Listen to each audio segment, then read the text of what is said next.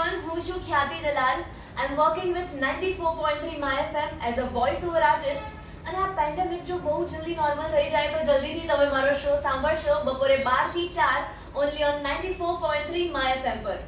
આજે હું આવી છું લક્ષ્યાંક નેહાસ કોચિંગ ક્લાસીસ પર અને અહીંની ખૂબ જ બ્રાઇટ સ્ટુડન્ટ રિશાલી શાહ આજે આપણી સાથે છે, જેમનું ગઈકાલે જ એસએસસી બોર્ડનું રિઝલ્ટ આવ્યું છે. તો જાણીએ કે એમણે કેટલા પર્સન્ટેજ અને કેટલા પર્સન્ટાઇલ પ્રાપ્ત કર્યા છે. મારા 89.66% અને 99.69 પર્સન્ટાઇલ છે. બહુ જ સરસ રિઝલ્ટ આવ્યું છે તમારું. તો સૌથી પહેલા તો હું તમને કોંગ્રેચ્યુલેશન્સ કહેવા માંગીશ અને ત્યાર પછી હું જાણવા માંગીશ કે આટલું સરસ અચીવમેન્ટ મેળવ્યા પછી તમે કેવું ફીલ કરી રહ્યા છો? હું બહુ જ વધારે ખુશ છું બીકોઝ આ રિઝલ્ટ જે છે ને મારું એક્સપેક્ટેડ હતું પહેલા, અને સેકન્ડલી મેં મારો જે માઇલસ્ટોન છે મેં પોતે ક્રિએટ કરેલો તેને ક્રોસ કર્યો છે. અને બોર્ડનું રિઝલ્ટ બહુ જ ઇમ્પોર્ટન્ટ હતું મારા માટે એટલીસ્ટ, અને આઈ એમ વેરી હેપી કે મેં આ રિઝલ્ટ સુધી પહોંચી શકી. ઓકે, ને રિશાલીની સાથે સાથે જ આપણી સાથે છે લક્ષ્યાંક નેહાસ કોચિંગ ક્લાસીસના ફાઉન્ડર નેહા દેસાઈ, જેઓ 2001 થી એટલે કે છેલ્લા 20 વર્ષોથી ટીચિંગ ફિલ્ડમાં જોડાયેલા છે અને કેટલાય સ્ટુડન્ટ્સને સફળતાના શિખર સુધી પહોંચાડવા પાછળ એમનો ફાળો છે. તો જાણીએ નેહા મેમ પાસે કે રિશાલીના આ અચીવમેન્ટથી તમે કેવું ફીલ કરી રહ્યા છો? Really I can't express my happiness કે જ્યારે મને ખબર પડી કે રિશાલીએ આ લેવલના પર્સન્ટેજ 90% મેળવ્યા છે અને she is first in PR Khatiwala school English medium. તો જ્યારે મને આ વસ્તુ ખબર પડી ત્યારે કહેવાય ને કે બહુ જ આનંદ થયો મને, અને not me only, the whole team of Lakshyank Neha's coaching institute. કારણ કે જે દિવસે એણે ડ્રીમ જોયેલું કે મારે આટલા પર્સન્ટેજ આવશે 90 અબોવ એન્ડ હું સ્કૂલમાં ફર્સ્ટ આવીશ, તે જ દિવસે અમે બધાએ જ એની સાથે એક ડ્રીમ જોયું હતું કે રિશાલી વિલ ડુ ઇટ, અને એણે કરી બતાવ્યું એમ, બરાબર. અને પર્સનલી એના વિશે હું વાત કરું તો she is most committed, most sincere, most obedient and most talented student of our class. અને આ સિલસિલો એવું નથી કે 10th સ્ટેન્ડર્ડમાં, એ જ્યારથી અમારા ક્લાસ સાથે જોડાઈ છે કન્સિસ્ટન્ટલી એ સારું રિઝલ્ટ આપી રહી છે. અને કોઈ પણ વસ્તુ, કોઈ પણ ટીચર્સ એને જ્યારે કંઈ પણ ગાઈડન્સ આપે, કંઈક કરવા માટે કહે તો ઓલવેઝ શી ઇઝ રેડી, ક્યારેય કંટાળતી નથી. એ એની એક મેઇન વસ્તુ છે કે કંઈ પણ કરવા કહો તમે, બીકોઝ અત્યારનું જનરેશન કેવું હોય કે આપણે કંઈક વધારે કહીએ તો એ લોકો કરવા માટે રેડી નથી હોતા એમ. પણ રિશાલીના કેસમાં કહીશ કે she is always ready to put efforts, અને એ જ વસ્તુ આજે એને રિઝલ્ટ અપાવ્યું છે. So our whole team is really very happy for her achievement and we are feeling so proud of her. તો રિશાલી, તમે કેટલા વર્ષોથી અહીં આવી રહ્યા છો, નેહા કોચિંગ ક્લાસીસ સાથે જોડાયેલા છો? સિન્સ ધ લાસ્ટ 3 years, મતલબ 8th માં હતી ત્યારથી હું અહીંયા છું.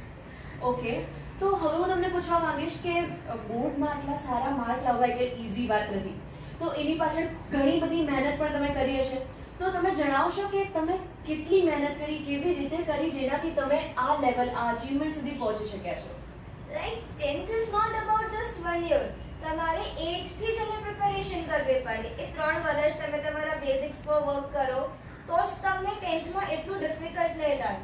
તો મેં સ્ટાર્ટિંગથી મારા બેઝિક્સ પર વર્ક કરેલું, અને પછી ઇટ વોઝ નોટ લાઈક કે મેં પોતાને ઓવરબર્ડન કરી. મને જ્યારે ઈચ્છા થતી ત્યારે હું ભણતી, જ્યારે નહીં ગમતું કે એવું લાગતું કે હવે બસ કંટાળો આવે છે તો બંધ કરીને મૂકી દેતી, બ્રેક લઈ લેતી. અને સેકન્ડરીલી મને મેમને શીખવાડેલું કે હોમવર્ક કરતા કરતા જ લર્ન કરી દેવાનું, ડબલ મહેનત નહીં કરવા જવાનું.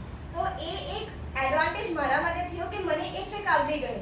હું ધીમે ધીમે લખતી પણ લખતા બધું લર્ન કરી દેતી, એટલે મારા માટે બધું ઈઝી અને લેસ ટાઈમ કન્ઝ્યુમિંગ થઈ ગયું. બીકોઝ આજકાલ સ્ટુડન્ટ્સનો આ પ્રોબ્લેમ છે કે સ્કૂલનું વર્ક, કોચિંગ ક્લાસનું work, they are not able to cope up with everything. તો એ વખતે અમે અમારા સ્ટુડન્ટ્સને આ જ ટ્રેનિંગ આપીએ છીએ કે જ્યારે હોમવર્ક કરો છો ત્યારે પ્રિપરેશન પણ સાથે કરી જ નાખો. અધરવાઇઝ સ્ટુડન્ટ શું કરે, પહેલા હોમવર્ક કરે પછી પાછા વાંચવા માટે બેસે, તો એ ડબલ ટાઈમ કન્ઝ્યુમ થાય લોકો. ઓકે, તો રિશાલી, તમારી આ સફળતા પાછળ લક્ષ્યાંક નેહાસ કોચિંગ ક્લાસીસનો શું ફાળો રહ્યો એ જો તમે જણાવી શકો? It is like math, science, એ બે subject, they are all about concepts. તો અહીંયા અમારા બેઝિક્સ પર વર્ક કરવામાં આવ્યું, અમારા કન્સેપ્ટ્સ ક્લિયર કરવામાં આવ્યા. એસએસ ની વાત કરું તો મને બહુ કંટાળો આવતો જ્યારે હું 7th માં હતી, મને ભણવાનું નહીં ગમતું, બટ મેં ધીમે ધીમે એ ક્લાસીસને પણ પોતે સબ્જેક્ટ્સને અને અમારા મતલબ અહીંયા ઇન્ટરેક્ટિવ સેશન્સ હોય છે એસએસ અને ઇંગ્લિશ બંનેમાં, તો એને પર ઇઝીલી વર્ક થયું મારાથી પણ. ને સેકન્ડરીલી જે ગ્રામર છે કે જે બધી કોર છે લેંગ્વેજનું, એ મારા માટે ઇઝી બન્યું. અમે લોકોએ ટેન્સીસથી સ્ટાર્ટ કરેલું, મતલબ જે એવરેજ સ્ટુડન્ટ્સ હોય તે પણ એને ઇઝીલી કોપ અપ કરી શકે.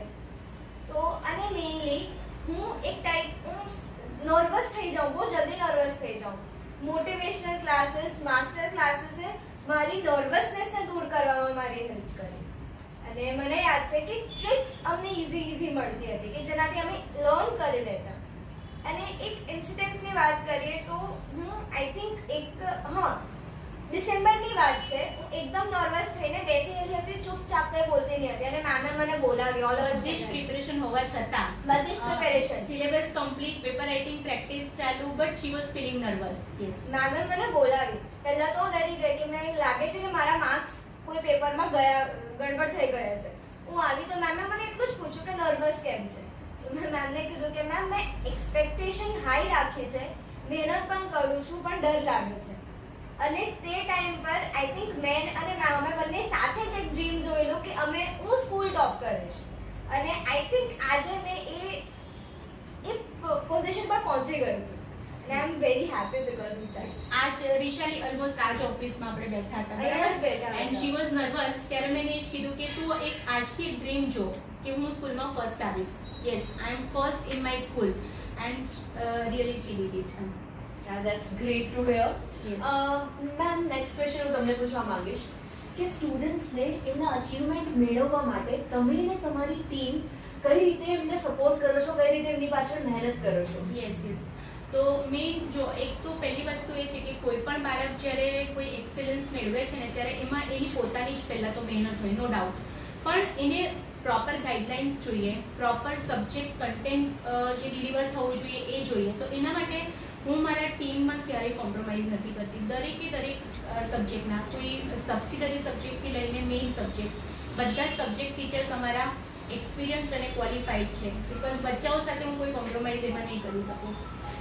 બીજી વસ્તુ કે હું એવું પર્સનલી માનું છું કે દરેક બાળકની અંદર બહુ જ પ્રતિભા રહેલી છે. એક કહેવાય ને કે ઝળહળતો સૂરજનો એક પુંજ છે, એની અંદર મતલબ શું કહેવાય, એની અંદર એને ચમકર આપવાની જરૂર છે, એને એક લેવલ પર લઈ જવાની જરૂર છે. તો બસ અમારું કામ મેઇન એ જ છે. મહેનત તો બાળકની જ છે, પણ અહીંયાથી અમે એનું માઇન્ડસેટ બનાવીએ, એને ડ્રીમ જોતા કરીએ, એને મોટિવેશન આપીએ, એને પ્રોત્સાહન આપીએ, જરૂર લાગે તો પનિશમેન્ટ પણ કરીએ. આ જરૂરી છે. બસ આટલું અમે કરીએ છીએ અને બેસ્ટ સબ્જેક્ટનું નોલેજ ડિલિવર કરીએ છીએ. પછી બાળક ઓટોમેટિક પોતાના લેવલ પર પહોંચવાનું છે. અને અહીંયા ભણતા દરેક બાળક મારા માટે મારા પોતાના બાળકો જ છે. એટલું દિલથી મને એ લોકો સાથે કામ કરવું ગમે છે. અને ઇવન મારી ટીમ પણ હંમેશા રેડી હોય. કોઈ પણ બાળક ક્યારેય પણ ડાઉટ્સ હોય, ફરીથી શીખવાડવાનું હોય, કંઈક મિસ થયું હોય તો પણ એ લોકો ઓલવેઝ રેડી હોય છે. અને દરેક એવું નહીં કે હોશિયાર સ્ટુડન્ટ, જે વીક સ્ટુડન્ટ છે એના ઉપર પણ એટલા જ મતલબ શું કહેવાય અટેન્શનથી અમે કામ કરીએ છીએ. આ મેઇન વસ્તુ છે. અને માસ્ટર ક્લાસીસ વિશે રિશાલી તમને શેર કરશે. તો રિશાલી, મેં કહ્યું એમ માસ્ટર ક્લાસીસ આવું ક્યારેય પહેલા સાંભળવામાં આવ્યું નથી, તો તમે જણાવશો કે લક્ષ્યાંક નેહાસ કોચિંગ ક્લાસીસ જે માસ્ટર ક્લાસીસ સ્ટુડન્ટને પ્રોવાઈડ કરે છે એ એકચ્યુઅલી છે શું? માસ્ટર ક્લાસીસના મારા માટે 2 પાર્ટ્સ હતા. પહેલું પાર્ટ જે અમારું ટ્યુશન એકચ્યુઅલી 4 વાગે ચાલુ હતું, પણ 3 to 4 મેમ સ્પેશિયલ ક્લાસીસ લેતા. તેમાં અમને નવી ટ્રિક્સ. એક ટ્રિક જે મને યાદ છે, it is revision and not rereading. એટલે આપણે શું કરીએ કે સમજી લો મેં આજે એક આન્સર વાંચ્યો તો હું રિવાઇઝ કરવાનો મતલબ હું એને પાછો વાંચીશ, પણ it is not revising, it is rereading. તો એની જગ્યા પર રિવાઇઝ કરવાનું, મતલબ ક્વેશ્ચન જોવાનો અને આન્સર યાદ કરવાનો. That is all we do when revising. પછી ઓલવેઝ ચેપ્ટર ચાલુ થવા પહેલા એની સમરી તમારી પાસે હોવી જોઈએ કે આ ચેપ્ટરમાં છે શું. અને તમે કોઈ પણ વસ્તુ રીડ કરો, લર્ન કરવાની ટ્રાય કરો, તો એના 2 સાઈડ હોય બ્રેઇનના, લોજિકલ અને જે હોય રાઇટ બ્રેન લેફ્ટ બ્રેન. એ લોજિકલી રીતે નહીં પણ ઇમેજિનેટિવ વેમાં તમે જ્યારે વસ્તુઓ લર્ન કરો તો એ તમારો માઇન્ડ જલ્દી ગ્રાસ્પ કરે. એ પાર્ટ હતો અમારા માસ્ટર ક્લાસનો ફર્સ્ટ, કે જે અમને ટ્રિક્સ મળતી. સેકન્ડ પાર્ટ તો મોટિવેશન, કે જેની મને બહુ જરૂર હતી, બિકોઝ હું બહુ જલ્દી નર્વસ થઈ જતી. મોટિવેશન ક્લાસમાં મેમે અમને એક્ઝામ્પલ્સ આપ્યા અલગ અલગ લોકોના કે જે લોકોએ પણ વર્ક કર્યું છે એમની લાઈફમાં અને it is not easy every time but અમે લોકો કોપ અપ કરી શકીએ છીએ. આ ખાલી 10th ની એક્ઝામ જ છે કે જે બધી એક્ઝામ જેવી જ છે, ખાલી એક ટેગ છે કે it is SSC board exam. મેમે અમને એવી રીતે ટ્રેન કર્યો. એટ લાસ્ટ અમારું ફિયર ઓવરકમ થયું. સો લાસ્ટ એ લોકોનો રોજ ક્લાસ જ્યારે ઓવર થાય ત્યારે છેલ્લી લગભગ 10-15 મિનિટમાં રોજ એ લોકો સાથે આ જ કામ થતું હોય કે એ લોકોને મોટિવેટ કરવા, એન્કરેજ કરવા અને શું કહેવાય કે એક પાવર લિસ્ટ બનાવવાના કે કાલે આપણે કેવી રીતે મહેનત કરીશું, ઘરે જઈને શું પ્રિપરેશન કરવાની છે. અને બચ્ચાઓ રોજ જ એ પ્રિપરેશન સાથે રેડી હોય. આ અમારી વિશેષતા છે કે કહેવાય ને કોચિંગ ક્લાસીસ તો બધા જ છે, બહુ બધા છે, મતલબ બધા જ ભણાવવાનું કામ કરે છે, ટીચિંગ આપે છે, પણ મેઇન આપણે જરૂર છે આજે બાળકોને મોટિવેટ કરવાની, એ લોકોને સાચી દિશા બતાવવાની અને એ લોકોને ગોલ સેટિંગ જાતે જ કરે અને એના માટે મારે શું કરવાનું છે બાળકને પોતાને જ ખબર પડે કે મારે શું એફર્ટ લગાવવાના છે. અને આ લેવલ પર ખાસ રિશાલી આપણે મમ્મી ડેડી કે તને ફેમિલી મેમ્બર્સે તને કેવી રીતે સપોર્ટ કર્યો એ પણ દીકરા જાણીશું કે ફેમિલી મેમ્બર્સે કઈ રીતે સપોર્ટ કર્યો છે આ રિઝલ્ટ મેળવવા માટે. એક સેઇંગ મેં અહીંયા જ સાંભળી હતી કે culture it's hard work in breakfast.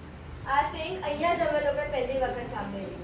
મારા ઘરમાં મારા રૂટીનને જ કલ્ચર બનાવવામાં કે આ ટાઈમ મતલબ બધાનું શેડ્યુલ મારા હિસાબથી સેટ કરવામાં આવ્યું કે આ મારો ભણવાનો ટાઈમ છે એટલે ઘરમાં શાંતિ હોવી જ જોઈએ. આ મારા માટે હું ભણીને કંટાળી છું તો કોઈ મને હેરાન નહીં કરશે બટ એવરીવન વિલ ટ્રાય કે હું નોર્મલ રહું બીકોઝ ભણીને કંટાળી જવા પછી આઈ વોન્ટ કે મારું શેડ્યુલ નોર્મલ રહે. તો મારા હિસાબથી બધું સેટ થવા માંડ્યું. મારો મૂડ સારો છે તો કંઈક મતલબ મારો મૂડ ખરાબ છે તો મમ્મા કંઈક બનાવશે એવું કે જેનાથી મારો મૂડ સારો થઈ જાય. મતલબ આખું ઘરનું જે કલ્ચર છે તે it was like Rishali everywhere. Yes right. Because see મારા બધા જે સ્ટુડન્ટ્સ છે એના પેરેન્ટ્સ પણ મારી બહુ નજીક છે. They are like our family members. એના મમ્મીની વાત કરું તો સવારે મને ખબર છે કે 4 વાગે ઉઠી જતા હતા વિશાલી સાથે બીકોઝ એ સ્ટડી કરતી હોય. એના ટાઈમ ટેબલ પ્રમાણે મમ્મી એનું ટાઈમ ટેબલ સેટ કરે. બાળકો વિશાલી ઘરમાં આવે એટલે મમ્મી મોબાઈલનો યુઝ કરવાનું બંધ કરી દે. કેમ કે રિશાલીને મન નહીં થાય એટલા માટે, નહીં તો રિશાલીને મન થશે કદાચ એમ.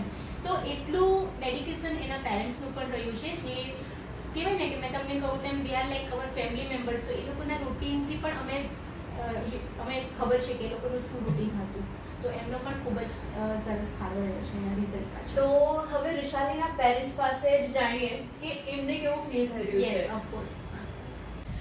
બાળક જ્યારે લાઈફમાં કંઈ પણ મેળવે ને, કોઈ સફળતા મેળવે ત્યારે એની પાછળ એના મમ્મી પપ્પાનો હાથ સૌથી વધારે હોય છે. કારણ કે મમ્મી પપ્પાના સપોર્ટ વગર ક્યારેય પણ કંઈ પણ મેળવવું કદાચ ઇમ્પોસિબલ જ છે. તો જાણીએ રિશાલીના મમ્મી પપ્પા પાસે કે એમણે રિશાલીના આ બોર્ડ રિઝલ્ટ આ એની અચીવમેન્ટ પાછળ શું મહેનત કરી, એમણે શું સેક્રિફાઈસ કર્યું કે રિશાલી આજે આ પર્સન્ટેજ મેળવી શકી છે. ત્યાંથી એકચ્યુઅલી રિશાલીની પાછળ મહેનત કરવા જેવું અમારે કંઈ હતું જ નહીં. શી હર સેલ્ફ મોટિવેટેડ કે નહીં મારે આ કરવું જ છે. એક એમ બનાવીને ચાલવાનું એ પહેલેથી મતલબ નાની હતી ત્યારથી જ એક છે કે મારું આ ગોલ છે ને I have to achieve that. એના માટે ડિટરમાઇન્ડ હતી.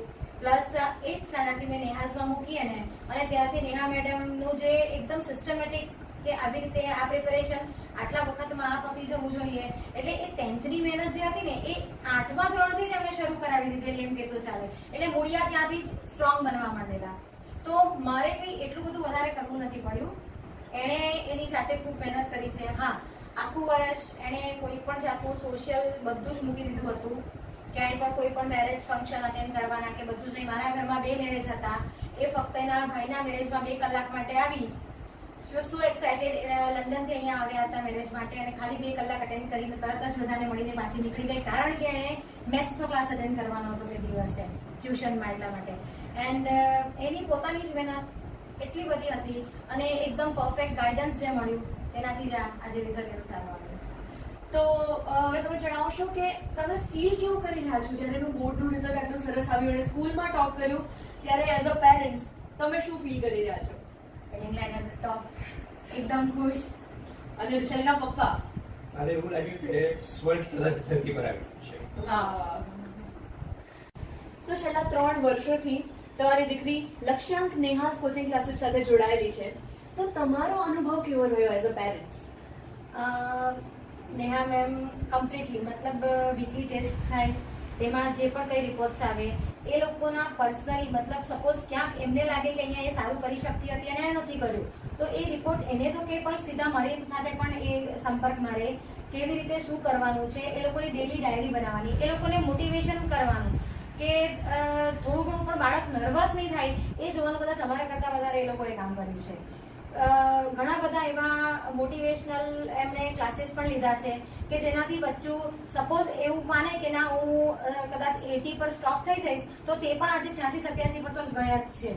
બરાબર. હવે બીજા ઘણા એવા સ્ટુડન્ટ છે જેમણે એટલું સરસ અપિયર કર્યું છે ને કે જે અમને પોતાને પણ નવાઈ લાગી, પણ એ બધી જ મહેનત નેહાસ કોચિંગની કે એ લોકો પર્સનલી એક બાળકમાં શું એ લોકો ક્યાં ઇમ્પ્રુવ કરી શકે, કદાચ એના પેરેન્ટ્સ કરતાં એ લોકો વધારે જાણતા હતા અને એને એન્હેન્સ કરીને બહાર લાવ્યા જ છે. નો ડાઉટ રીતે લખવાનો આ વસ્તુ છે તો એને કેવી રીતે પ્રિપેર કરવાની, તું આમાં વધારે સારું કાં કરી શકે છે. કોઈ બચ્ચું જરા તરા પણ હલે ને તો તેને બરાબર પકડીને ઊભી રાખ્યા છે. તો છેલ્લે હું રિશાલી પાસે જાણવા માંગીશ કે હવે આ 10th નું રિઝલ્ટ આવી ગયું છે તો હવેનો શું પ્લાન છે? હવે મેં આગળ 11 કોમર્સ કરવાની છું બીકોઝ મારા કોઈ પણ પર્સન્ટેજ આવે હું આગળ કોમર્સમાં જ જવાની હતી. ઇટ વોઝ માય એમ. તો આઈ હેવ ડિસાઇડેડ ધેટ કે હું આગળ 11 કોમર્સ કરીશ, આગળ કોમર્સની ફિલ્ડમાં જવાનું છે. ઓકે, ને એન્ડમાં જો તમે કંઈ કહેવા માંગતા હો? એમાં હું એકચ્યુઅલી એક જ લાઈન કહેવા માંગીશ કે I am proud to be a student of Lakshyank Neha's coaching. Yeah, thank you so much, ma'am. Thank you so much, sir, for being with us. Thank you. Thank you, Rishali.